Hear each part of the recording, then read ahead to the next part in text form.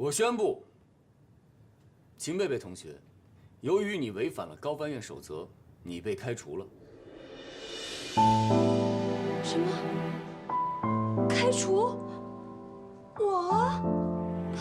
我是你的粉丝啊，你怎么能开除我呢？我妈妈赞助了学校投资了赶紧出去，别在这浪费大家的时间。我喜欢。把这也拿走。你们给我听着，在高翻院别给我来这虚的，在翻译现场，没有虚的，只有真才实学。所有人都可以开除我，但是你不可以。我喜欢了你那么多年。自己犯的错误自己负责任，在翻译中也是一样的，不要指望你的搭档为你的失误买单。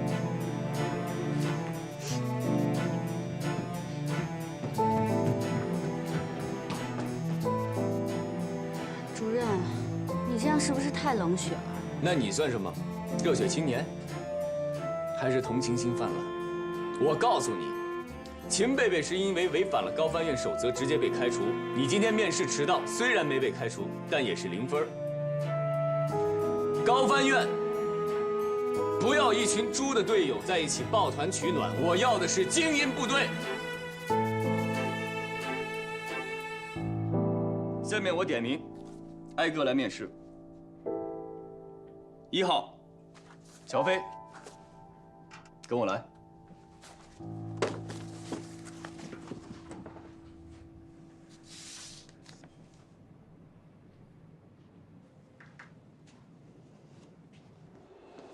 哎，你懂法语啊？你这么厉害。我叫乔飞，你叫什么呀？你也是交换留学生啊？你在刚才的用词里把分子生物学翻译成了生物学，把人类学翻译成了社会学，你知道这是很大的错误吗？我现在才大2，有些词大3才能学到呢。不要以为学法语是很好混的一门专业，大1进校玩1年，大2出国交流混1年，大3、大4谈个恋爱就可以拿文凭。你们这样学法语是胡闹。你凭什么说我胡闹？我告诉你，我是因为学习成绩优秀，我拿了奖学金，我才来瑞士做交流生的。我的梦想是成为一名翻译官。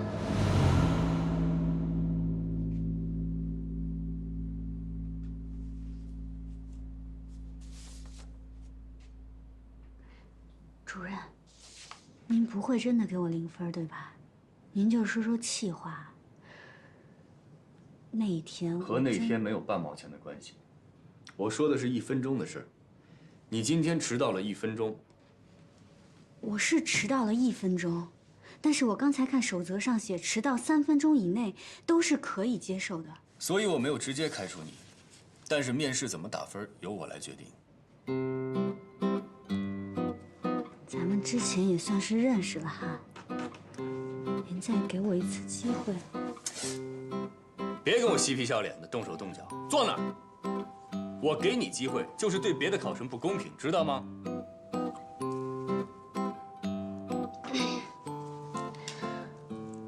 我今天之所以迟到了，是因为遇到了一些特殊状况，我已经尽最快的努力赶过来了。迟到就是迟到，无能的人才找理由。你将来出任务，你是希望主席等你，还是总理等你啊？那天真的是意外。别再跟我纠缠了，也别再浪费你的面试时间了。现在我照例问你几个问题。乔飞，你为什么想成为一名翻译官？因为我是……你不要告诉我你是在外语学院学法语的，高翻院不接受流水线产品。因为我是把张璐姐当成我的偶像，我想成为像她那样的国家级的高级翻译。不切实际，自以为是。你的成绩倒一直还可以，是挺好的，我一直是第1名，我是学霸。在学院里第1名，不代表在高翻院是第1名。我们招揽的是人才中的人才，拔尖一点都不稀奇，出类拔萃才是我们需要的。你既然一直是第1名，那为什么大2在瑞士做交换生的时候被扣光了奖学金，提前回国了呢？那个真的是我人生中唯一的污点。那次我碰到了一个特别坏的人，就因我犯了一点小错误，他就去挑我的刺，告诉我们老师，我被扣了1半的学分呢。分子生物学和人类学这样的词汇都弄不清楚，你觉得这是小错误吗？档案里还写。别动！那你是怎么知道的呢？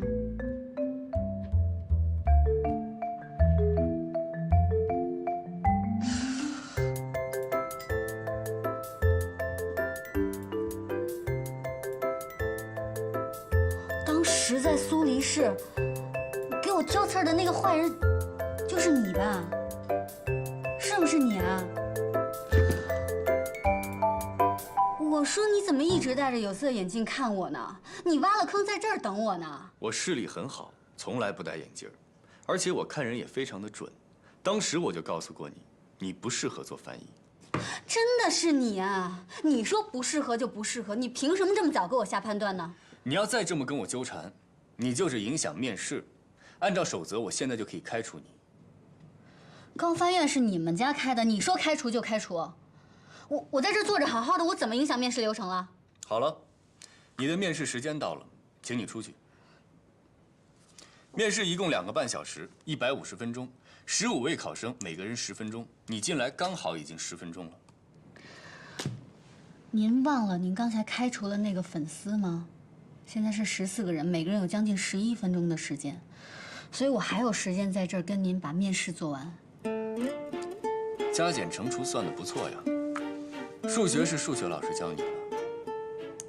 行，你还有什么想跟我讨论的？今天迟到了1分钟，确实是我的不对。我没有预留出来意外发生的时间，所有的过错我自己来承担。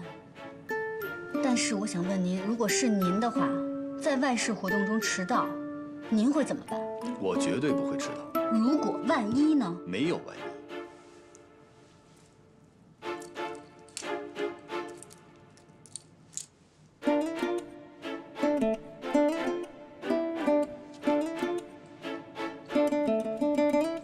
你把表调快了半个小时。11分钟到了，请你出去。你们不会真的给我0分，对吧？出去！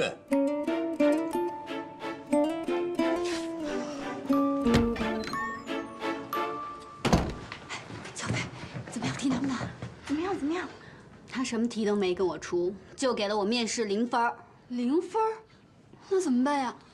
你现在面试成绩为0，那这下都得靠笔试了。我怎么知道怎么办啊？他这个人魔就是想故意刁难我。我乔飞要是被他程家阳赶走，我就不姓乔。下一位，郝哲做准备。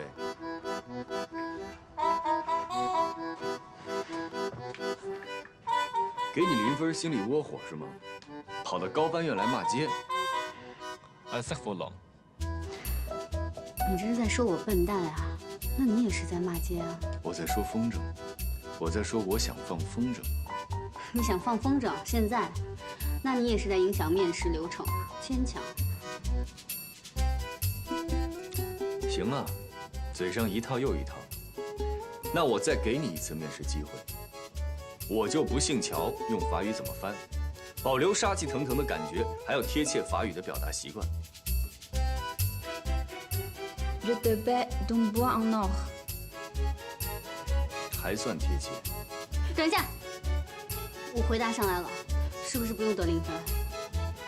当然，我给你10分。才10分？行了，乔飞，都说程家阳说1不2，他能改变主意给你10分就不错了。是啊，就怕是什么？就怕是程家阳当着这么多人的面，他下不来台才给你的10分。其实啊，他已经10分讨厌你了，那你就会10分倒霉。我现在10分生气。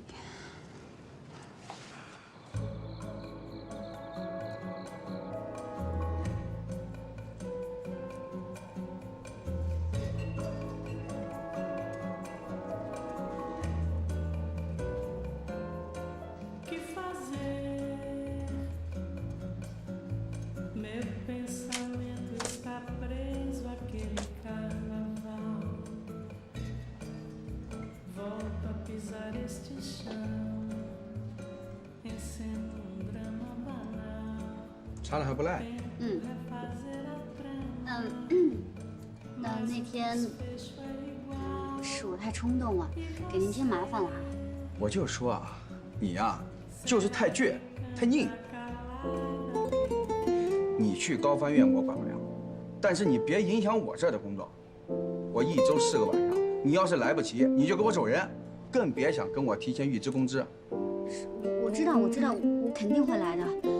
您千万别把我炒了，我就指着这点生活费呢。知道就好。我知道你们家的情况特殊，你打个工不容易。但是你要知道这个勤工俭学4个字儿，哪个最重要？啊？学是勤劳，懂吗？赶紧干活去。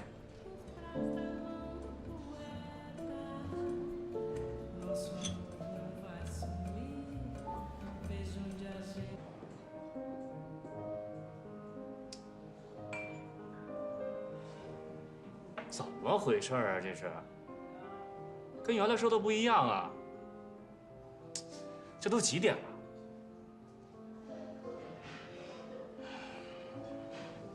千金小姐架子大是吧？听说还是个学法语的，是不是很优雅那种？他是不是瞧不上我这种普通人啊？怎么了，就周南？一表人才怎么就普通了？啊，著名企业家周南谁不知道？还有著名实业家旭东，那只不过我的实业还在天空中飘着待定。哎，不一样啊！你那钱是家里面的，我的钱可是自己个儿辛辛苦苦挣来的。哎呀，都几点了？你说？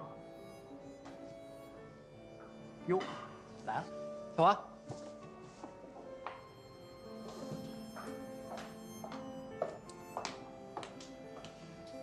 不好意思啊，旭东，让你跟你的朋友久等了。没事儿，周南，我特好一哥们儿，大美女文小华，美女加才女，上届女神。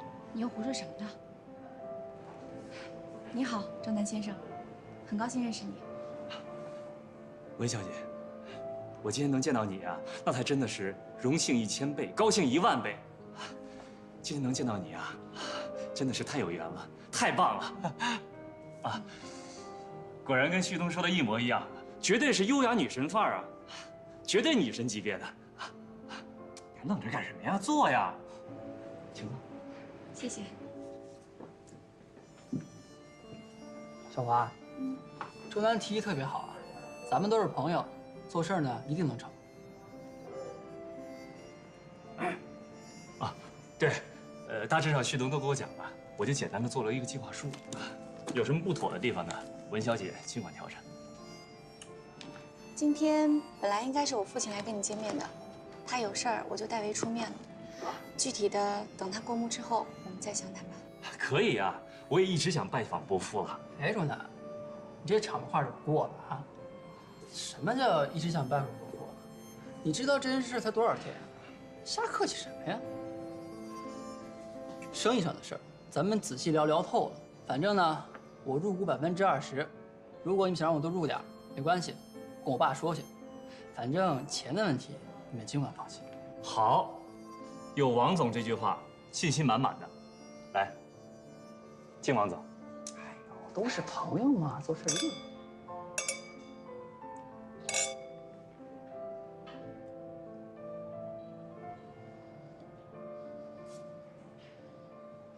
昨晚1点钟翻墙回来，被我逮个正着，这不是第一次了，经常晚归，住宿费到现在还没交，就剩他一个了。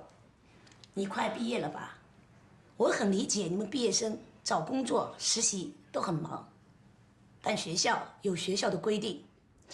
对不起，我真是最近毕业的事情太多了，给您添了不少麻烦，对不起，对不起。你不能连着3年都要毕业吧？从你搬进来那天算，我逮你多少次了？住宿费也是，每学年都恨不得拖到第2年才交。交，我一定尽快补上。你是不是有什么困难？我可以帮你向学校反映，解决问题的。没困难，老师，没困难，我所有的事情都能解决。我现在能出去打个电话吗？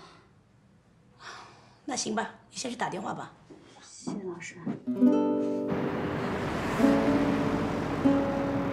喂。什么事儿赶紧说，我这串戏呢。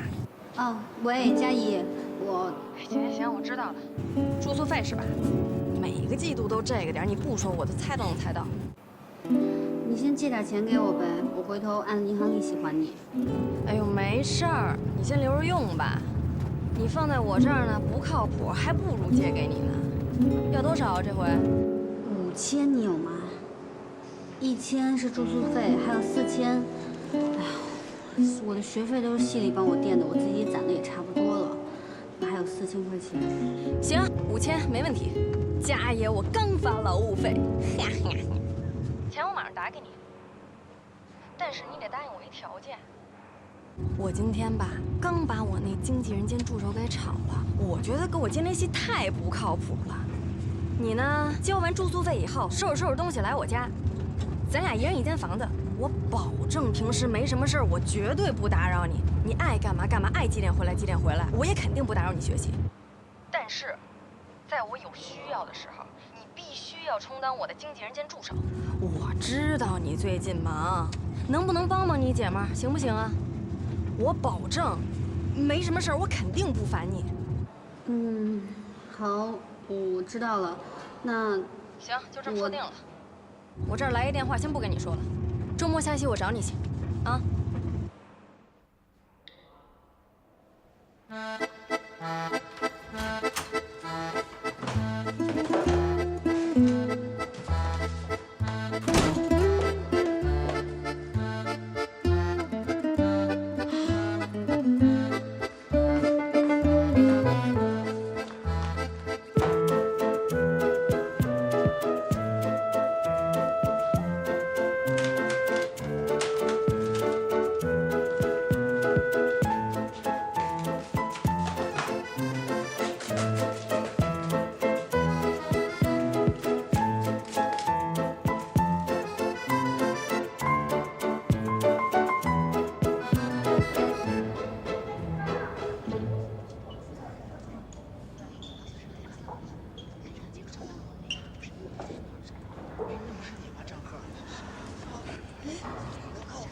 小飞，怎么回事啊？合格线110，你总分超了呀，怎么没被录取？你是不是得罪什么人了？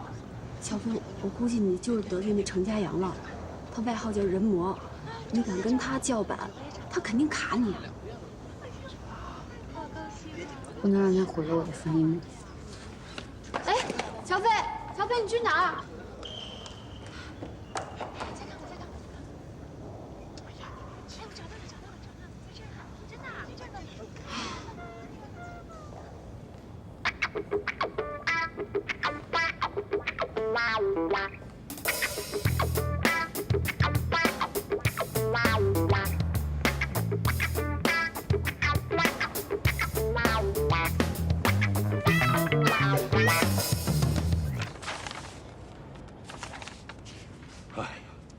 笔试第1，可惜了，可惜了。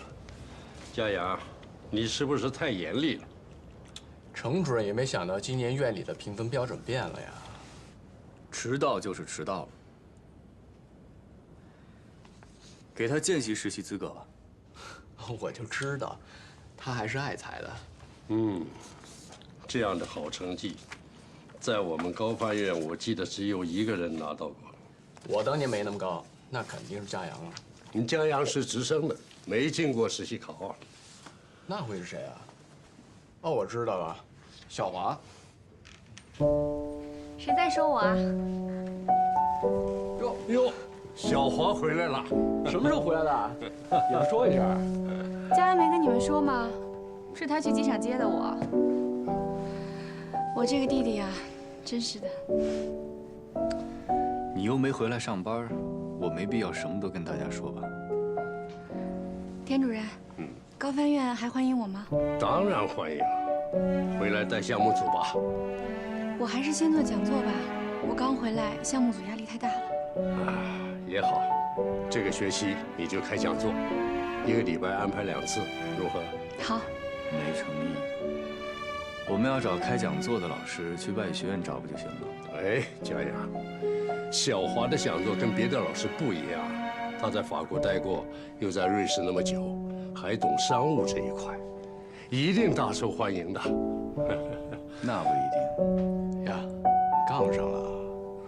他呀，就是这么孩子气。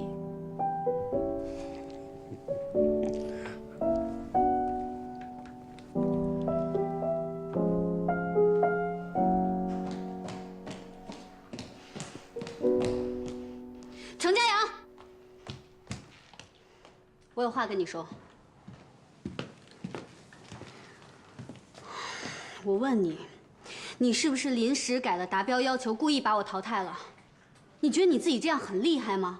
你毁了别人的梦想，很开心吗？乔飞，请你冷静一点。我没办法冷静一点。你知道我为了进高翻院，我已经整整努力了7年了，就是因为我不知道什么时候得罪了你，你就要把我刷了。你如果是因为法语水平把我淘汰了，我没话可说。你这样报复我，你就是下三滥。下三滥？谁下三滥？我说的就是你。我笔试分数125分，就算你面试只给了我10分，但是我135分也超过及格线110分了。你为什么要淘汰我？本来我没有必要告诉你，但是既然你问我了，那我就告诉你，今年达标不只要求总分，还要求面试、笔试双达标。你的面试不及格，所以不予录取，明白了？以前总分超过及格线就可以了，为什么今年要双达标？还不是用来针对我的？针对你？你以为你是谁呀？高翻院没你不行吗？地球没你不转了吗？我告诉你，这里是高翻院，不会迁就任何人。你的面试不及格，就是不予录取。难怪他们说你是变态，说你是成人魔。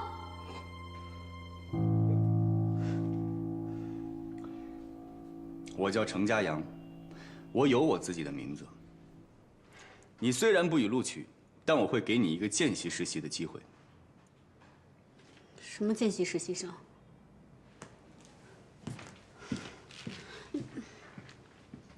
啊，这位同学，程主任的意思就是说，不算正式实习，但同样参加实习期间的3次淘汰考试。那如果转正了以后，大家都一样吗？对，都一样啊。这丫头伙来得快，去得也快。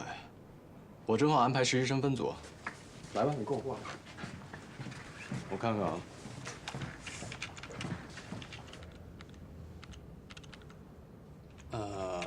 怎么了，老师？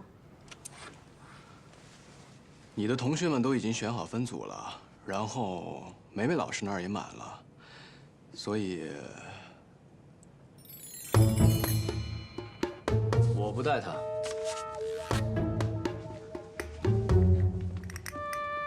你这孩子，刚才骂人的气焰哪儿去了？你是文小华老师吗？对，我知道你，你被评为中法语言交流青年学者，对吧？你是我的偶像呢。又来一个偶像啊！你的偶像不是张璐吗？是个女翻译，翻译的好一点就成你偶像了，太廉价了吧？我是真的很喜欢文老师啊。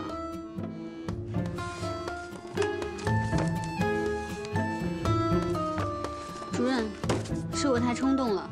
我之前以为自己进不了高翻院呢，请你大人不计小人过。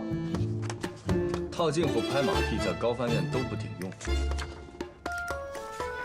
对，戴有色眼镜最关键。我说我自己呢。行了，佳阳，你这个实习生针锋相对啊。我挺喜欢乔飞的性格，你看在我面子上就带他吧。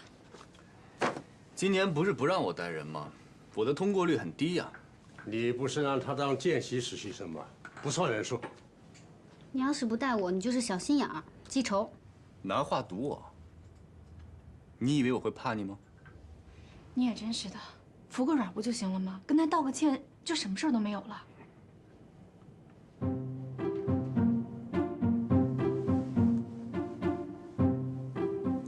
安塞佛朗。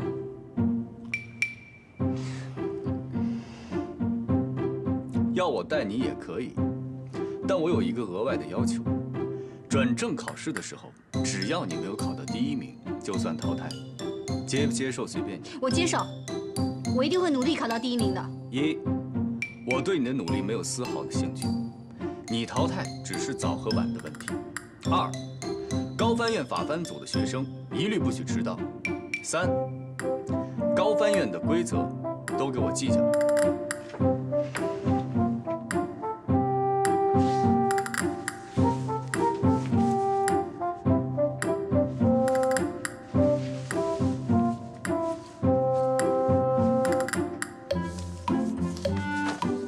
跟我来。对了，手表给我。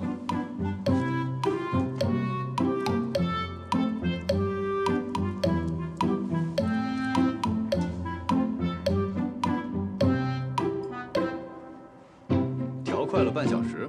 我说过不会再迟到了。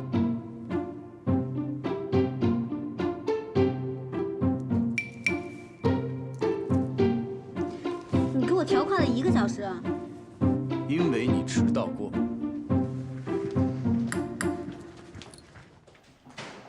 准备一条睡袋。睡袋。加班的时候想睡在地下也没问题，反正跟我没关系，我不会带你。哎，小贝，来，坐，我们这聊天呢。行了，都不用让来让去了。你们大部分人很快就会被淘汰，将来有的是时间在家里做。这里现在是你们的办公室，只要在工作，精力就必须高度集中。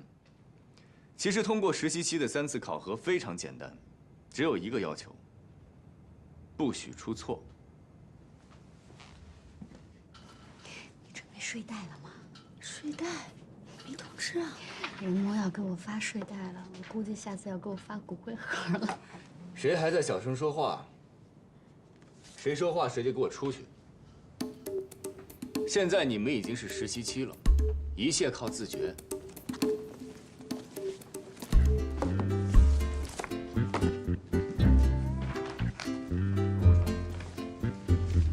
我不说话，我用眼神杀死你。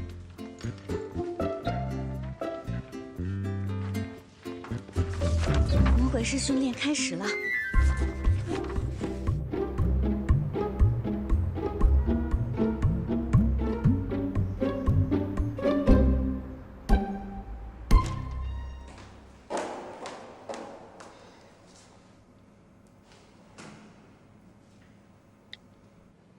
倒数3秒。Les nymphéas sont une série d'environ 250 peintures à l'une élaborées par Claude Monet, impressionniste français pendant les 31 dernières années de sa vie. Ces peintures représentent le jardin de fleurs et plus particulièrement la bassin de nénuphars. 这种内容还行吗？对啊，你这种训法，万一把他弄得没有自信了怎么办？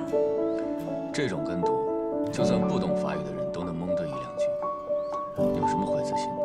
Également dans d'autres œuvres comme la route à la Saint-Lazare.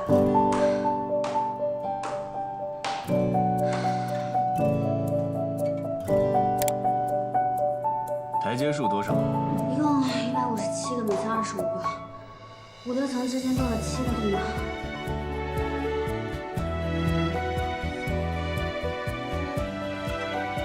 去帮我买5杯咖啡回来。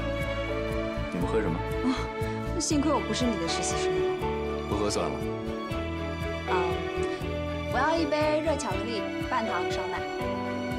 拿铁多1包糖，谢谢。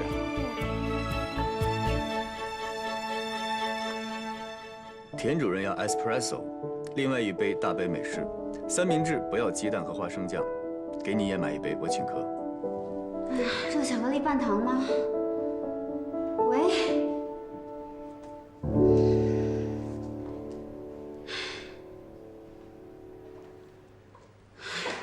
老大，我祝你长命百岁，永不退休。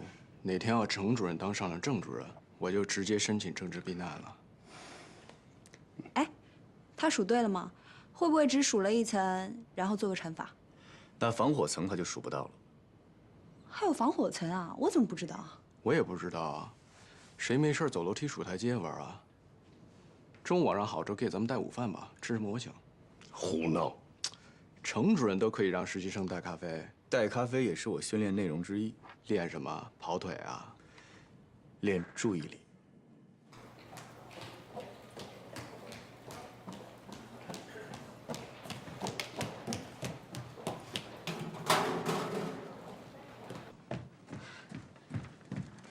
任，热巧克力半糖少奶，拿铁多1份糖，然后还有浓缩美式，三明治，不要花生酱和鸡蛋，对吧？谢谢啊。刚才你在楼梯间听到的音频内容是什么？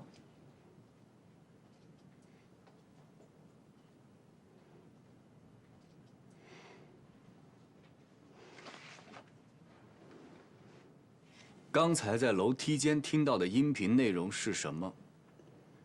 内容我记得。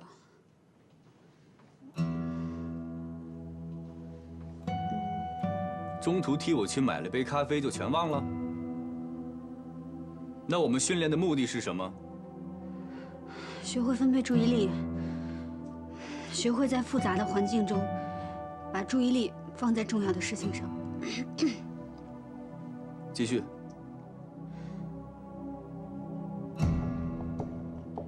我台阶数错了吗？我跟你说结束了吗？没结束吗？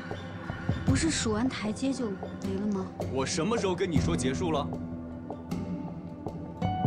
你在家躺着的时候，任务才结束，知道吗？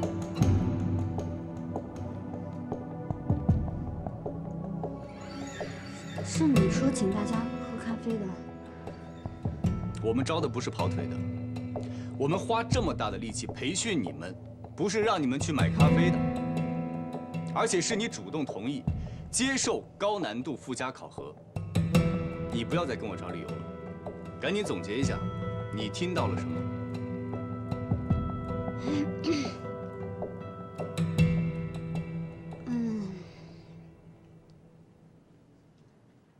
是莫奈作品的，一个睡莲系列。什么？然后呢？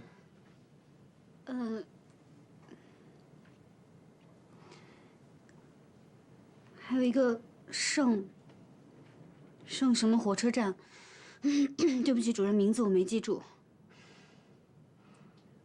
勉强通过。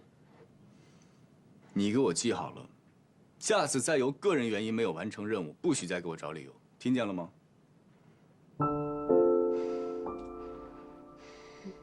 赶紧记下来，迅速给我翻成法语。李雷，我们的实习生现在是不是在训练室练视频跟读呢？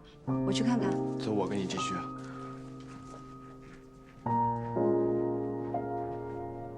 主任，我现在去。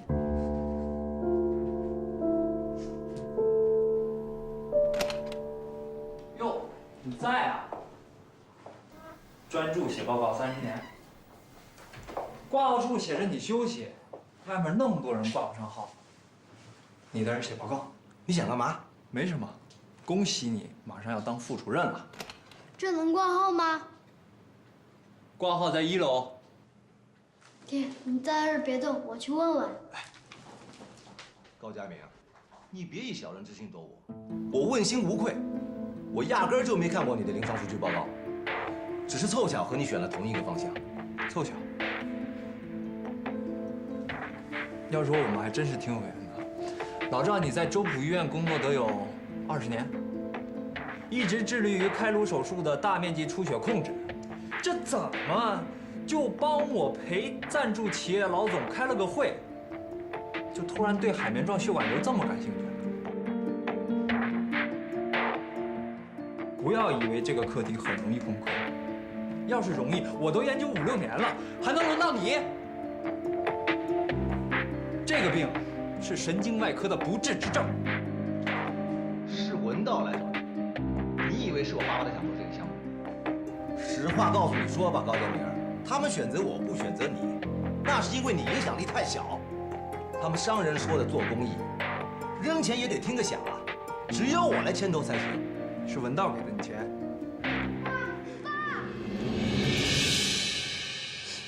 我的病是个不治之症。就是你说的那个海绵状血管瘤。我说那是不治之症，我又没说你一定会死。只要你控制得好，最差也就现在这样。你别哄我了，我脑袋都3次出血了，这个肿瘤压在我的中枢神经上，一直在长。再出血，我的命就挂了。它就像个定时炸弹，随时会爆。行了，您的话呀，我也听明白了。您得的这个病确实是不可逆，但是要是治疗得好，通过手术是可以把肿瘤切除的。大夫，您说的这是真的？真的可以把我脑袋的这个定时炸弹去掉？你放心啊，我对你负责。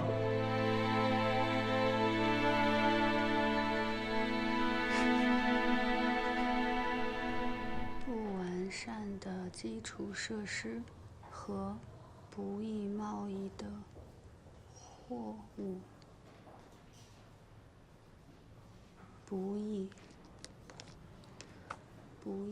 不易被贸易。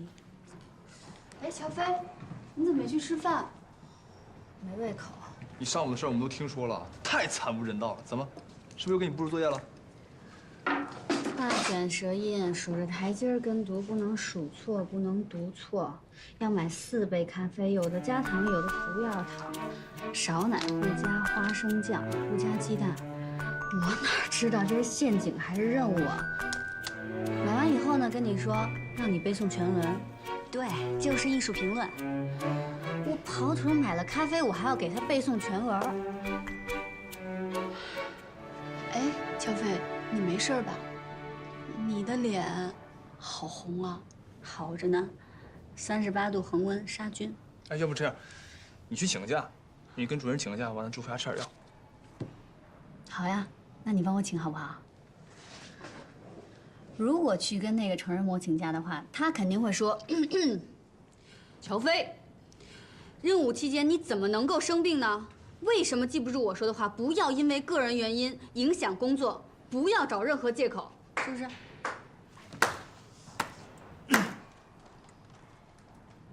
学得很像嘛，以后你来当主任得了。郝哲，到，李雷让你去资料室找他。哎，好嘞。谢谢主任同志。他落东西了。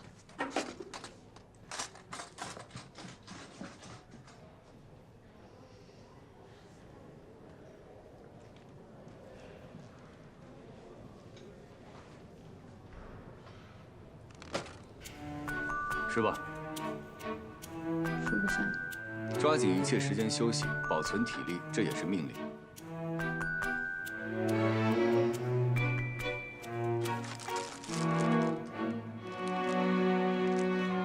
这你特地给我买的呀？以后有意见当面说，高翻院不喜欢背后议论。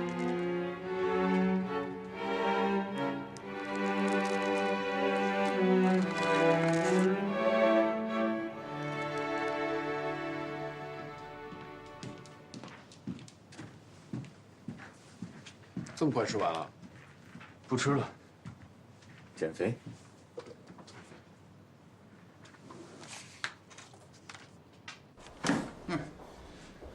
一个主治医生，为了科研跟同事吵架，弄得病人闹情绪。我说你是怎么了？主任，你消消气啊！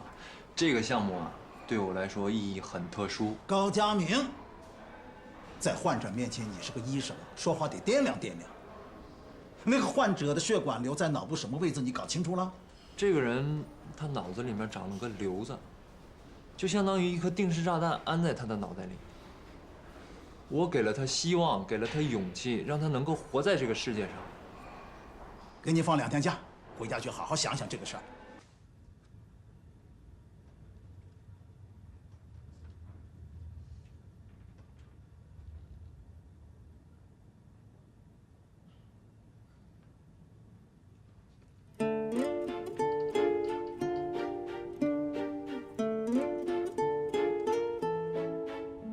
今天的交互传译练习题目不会太难，因为有的人跟我反映，说训练太难了。太难了。如果这种训练你还觉得难的话，那只能说明你的专业水平有问题，你需要加强你的专业训练。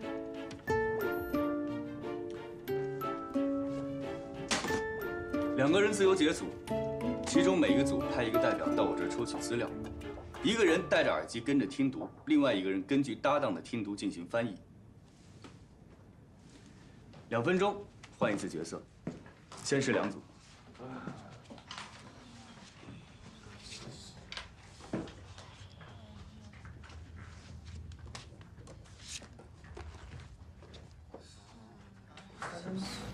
我好紧张，别紧张。我觉得翻译完成了以后，人魔肯定会让咱俩把翻译的内容总结的中心思想端了大意之类的，没事儿。万一我不知道我自己说什么，万一你也忘了怎么办呀？